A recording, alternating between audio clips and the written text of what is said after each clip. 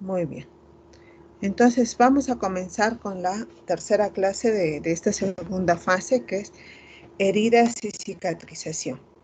A ver, un poco de revisión de lo que es las propiedades biológicas de la piel, de la epidermis, la característica de protección contra injurias, habilidad de regeneración cada 2 o 3 semanas, las funciones básicas que son de prevenir la desecación, la protección bacteriana, barrera contra las toxinas, balance y pérdida de fluidos, función neurosensorial e interacción social.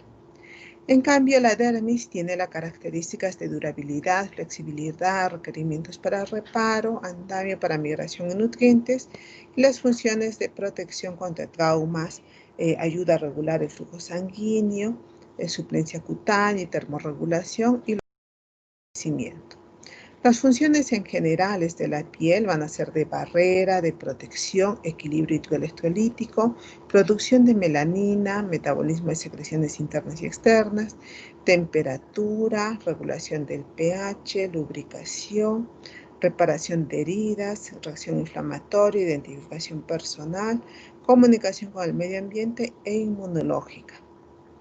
Y acá tenemos algo que es las líneas de tensión de la piel, las líneas de Langer. Esto nos ayuda en el conocimiento para mejorar la cicatrización de las heridas, es decir, la mejor forma de cicatrizar para que queden menos huellas de esta cicatrización. La piel, de acuerdo a la organización de las fibras colágenas, pues presenta zonas donde la elasticidad normal de la piel se ejerce con menos fuerza, es decir, que va a haber menos tensión. Entonces, estas normalmente corresponden con arrugas y son perpendiculares a la contracción de los músculos de la región.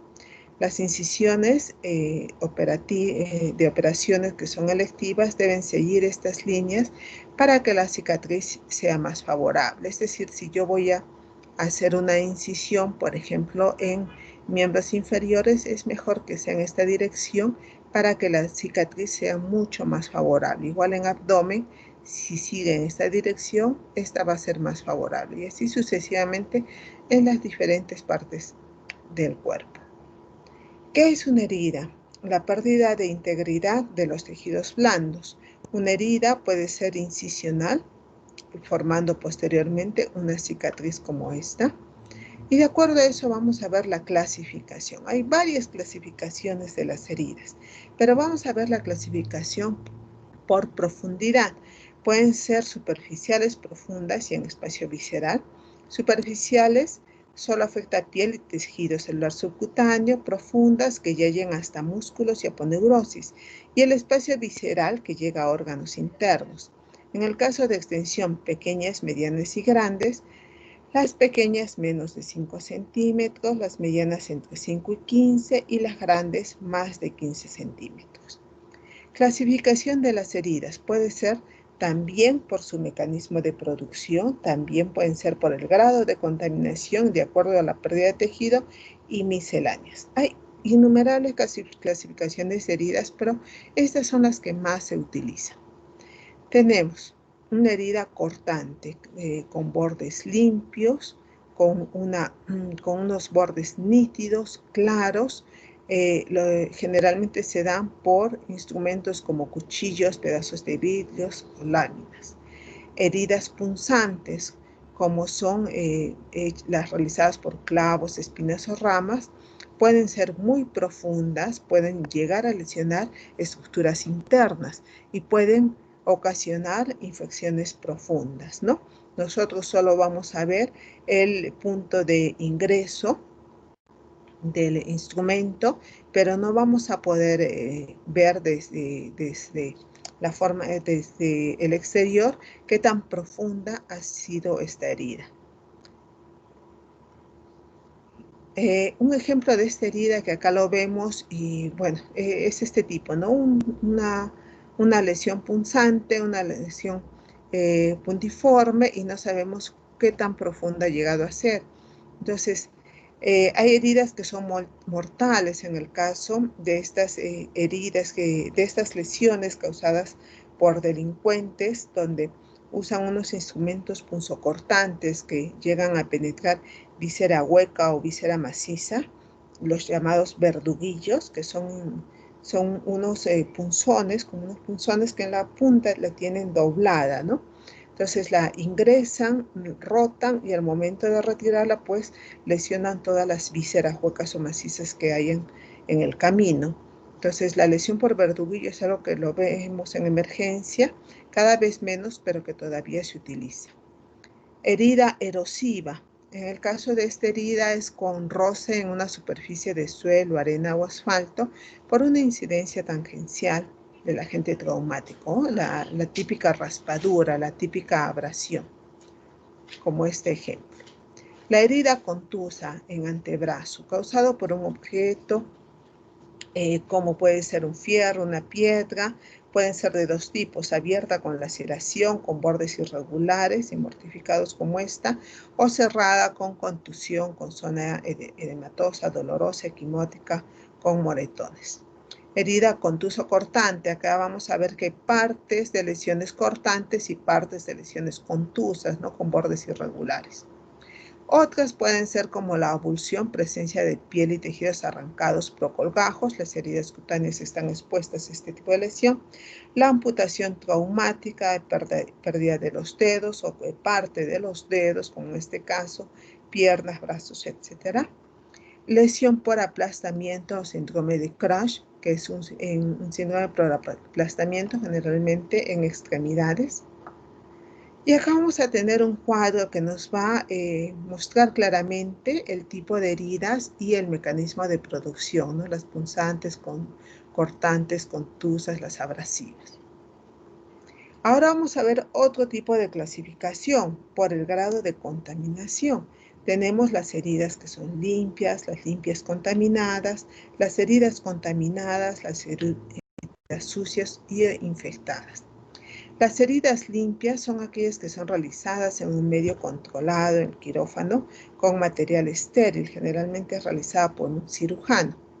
Las heridas limpias contaminadas es un medio controlado con material estéril también en el quirófano, pero que durante la cirugía se puede aperturar el tracto respiratorio, digestivo, urinario o vía biliar, es decir, órganos o estructuras anatómicas que puedan estar contaminadas. Heridas contaminadas. En estas no ha habido control, no se han realizado en un medio estéril, no siendo realizadas en un quirófano, por ejemplo, sino quizás en un ambiente no controlado y que no está estéril. Entonces, generalmente son precipitadas, son de acuerdo a accidentes en la cual el paciente ha sido lesionado, ¿no?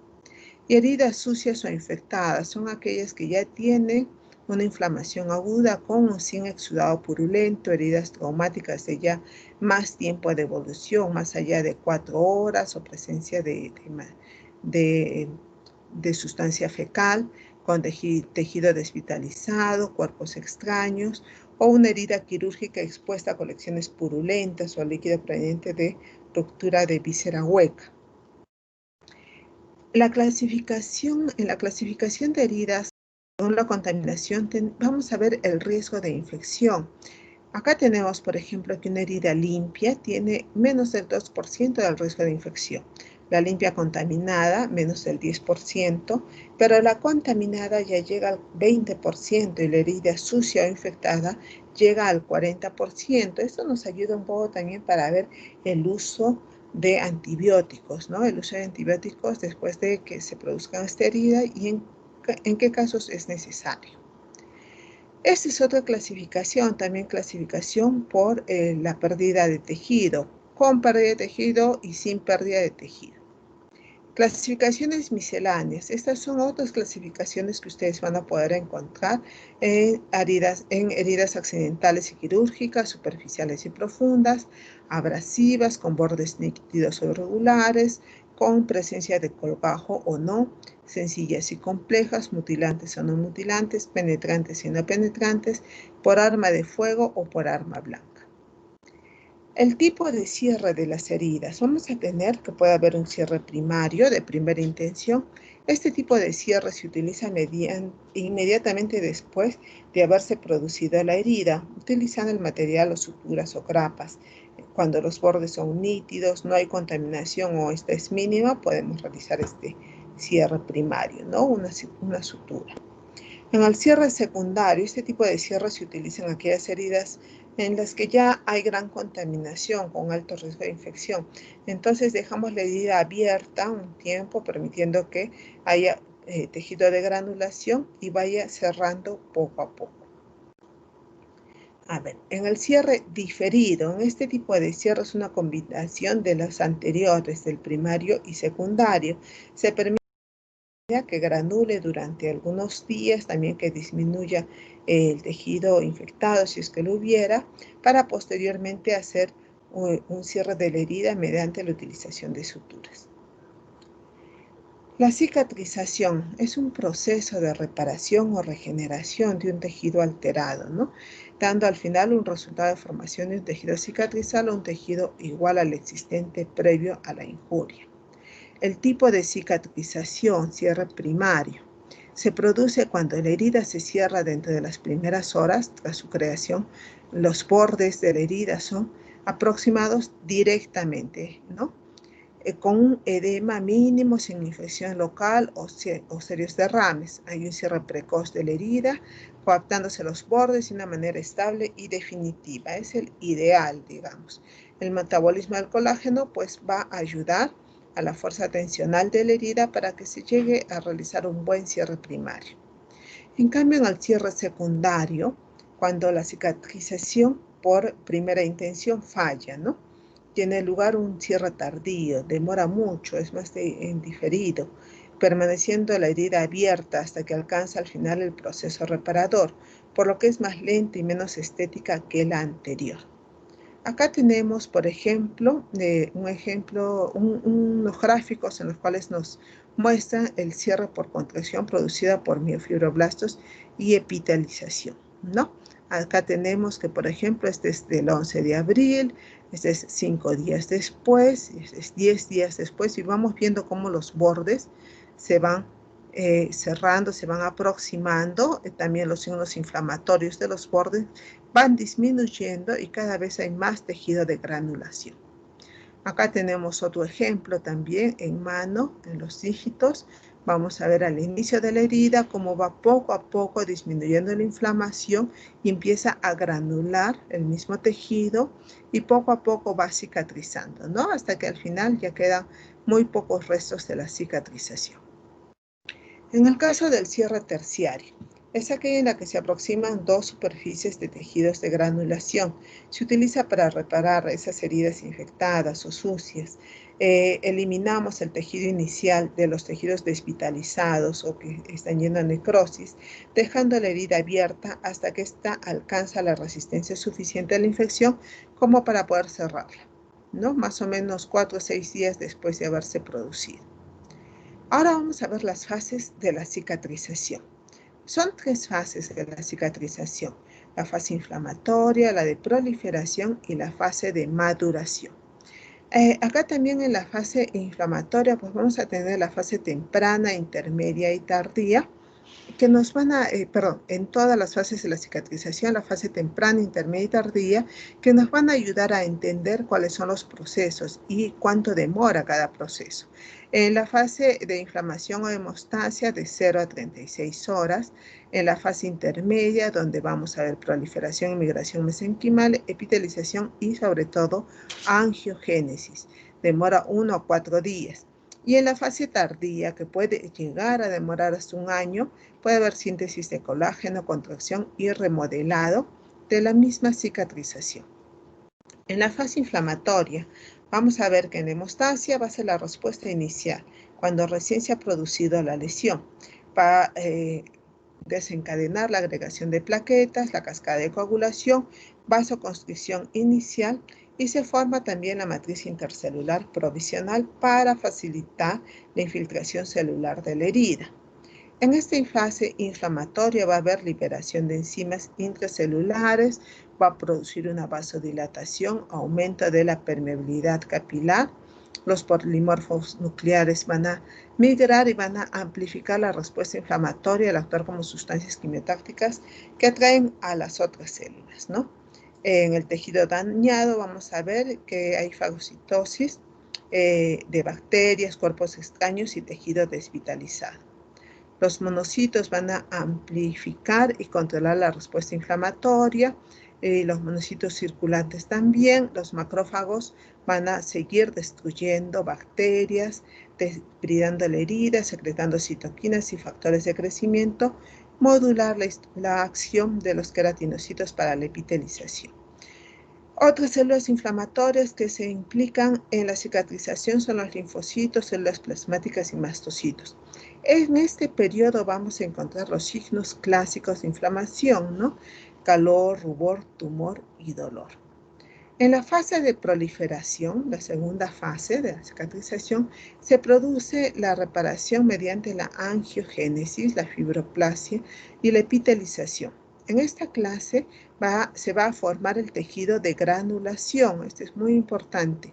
En el lecho capilar, los fibroblastos, macrófagos, colágeno, fibronectina y ácido hialurónico van a tener un rol importante en esta formación del tejido de granulación.